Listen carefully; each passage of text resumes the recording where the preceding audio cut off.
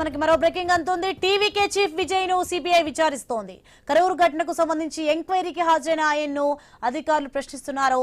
ర్యాలీకి ఎందుకు ఆలస్యంగా వచ్చారు, గంటల తరబడి ప్రజలు ఎదురు చూసేలా కావాలనే చేశారా అంటూ క్వశ్చన్ చేసినట్టు తెలుస్తోంది. అసలు రద్దీని కంట్రోల్ చేయడానికి ఏం జాగ్రత్తలు తీసుకున్నారో చెప్పాలని కోరినట్లు సమాచారం.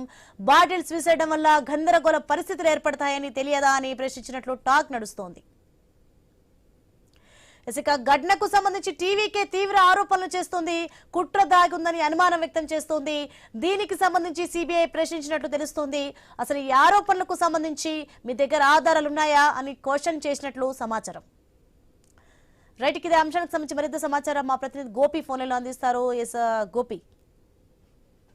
సోని, మొత్తం మీద అంటే తమిళనాడు కరూరు ఘటనకు సంబంధించి ఆ సందర్భంలో అంటే టీవీకే పార్టీ అధినేత విజయ్ సభ అదేవిధంగా సమావేశం అక్కడ జరిగే సందర్భంలో గతంలో దాదాపుగా 41 మంది చనిపోయిన ఘటనకు సంబంధించి ఢిల్లీకి ఇవాళ అంటే ఆ విచారణలో భాగంగా ఢిల్లీకి ఇవాళ సిబిఐ అధికారుల వద్ద ఆయన చేరుకోవడం జరిగింది. అయితే ఇవాళ ఇప్పటికే ఆయన్ని పలు రకాల ప్రశ్నలు సంధిస్తున్నట్లు తెలుస్తుంది.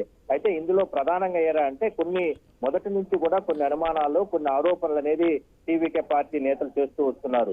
ఎందుకంటే ఆ రోజు సభ జరిగే సందర్భంగా అంటే ముందుగానే ప్లానింగ్ ప్రకారం కొంతమంది అంటే పోలీస్ అధికారులు అత్యుత్సాహం ప్రదర్శించి కార్యకర్తలు భారీగా వస్తారని తెలిసినప్పటికీ కూడా ఎక్కడా కూడా బందోబస్తుకు అనుమతి ఇవ్వకుండా ఇబ్బందులకు గురి చేయడం, దాని తర్వాత సమావేశం ప్రారంభమయ్యే సందర్భంలో ఇబ్బందులు గురి చేసి కావాలని అంటే విజయ్ అక్కడికి చేరుకునే సందర్భంలో ట్రాఫిక్ ఆంక్షలు పెట్టి రకరకాల ఇబ్బందులు గురి చేసిన కారణంగానే ఆ నిరీక్షణలో భాగంగానే తోపులాటలు జరిగి ఈ రకంగా చనిపోయినట్టు కూడా ఇప్పటి వరకు కూడా పెద్ద ఎత్తున ఆరోపణలు చేసిన నేపథ్యంలో అదే విషయానికి సంబంధించి కొన్ని అంశాలని అంటే వీడియోల రూపంలో అదేవిధంగా రిపోర్ట్ రూపంలో సిబిఐ అధికారులకు అంటే టీవీకే అధినేత విజయ్ ఇస్తున్నట్లు ఇప్పటి వరకు కూడా అంటే వాళ్ళ పార్టీకి సంబంధించిన నేతలు చెప్పుకుంటూ వస్తున్నారు.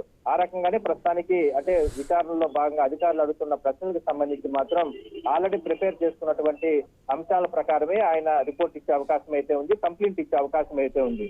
అయితే ఉద్దేశపూర్వకంగానే ప్రభుత్వం అక్కడ తమిళనాడు ప్రభుత్వం తమను ఇబ్బందులు గురి చేసింది అనే విధంగానే ఆయన ఇచ్చేటటువంటి స్టేట్మెంట్ ఆధారంగానే అంటే సిబిఐ అధికారులు కూడా దాన్ని కూడా పరిగణలోకి తీసుకొని విచారణ జరిపే అవకాశాలు అయితే ఎక్కువగా కనపడుతున్నాయి. అయితే చాలా దారుణ ఘటన, ఎందుకంటే అప్పట్లో జరిగిన ఘటనకి సంబంధించి రకరకాల అనుమానాలు అంటే వీళ్ళు లేవనెత్తిన అంశాలు దాదాపుగా ఇప్పటికే 20 నుంచి 25 మంది వరకు కూడా ఆ టీవీకే పార్టీకి సంబంధించి ఆ రోజు అక్కడ సభలో సమావేశాల్లో పాల్గొన్నటువంటి ముఖ్య నేతల్ని, కార్యకర్తల్ని, అక్కడ తోపులాట్లో ప్రత్యక్ష సాక్షుల్ని వీళ్ళందరినీ కూడా విచారణ చేసినటువంటి అంటే విచారణ అధికారులు చాలా అంశాలని లోతుగా దర్యాప్తు చేస్తున్నారు. అందులో భాగంగానే ఇవాళ ఆయన సిబిఐ అధికారుల ముందు హాజరవడం జరిగింది. వాళ్ళు పూర్తి స్థాయిలో దీనిపైన దృష్టి సారించి విచారణ అనంతరం ఎవరెవరు ఇందులో ఇన్వాల్వ్మెంట్ ఉన్నారు, తప్పులు ఏ రూపంలో వచ్చాయనే దానిపైన మాత్రం చర్యలు తీసుకునే అవకాశం అయితే ఉంది.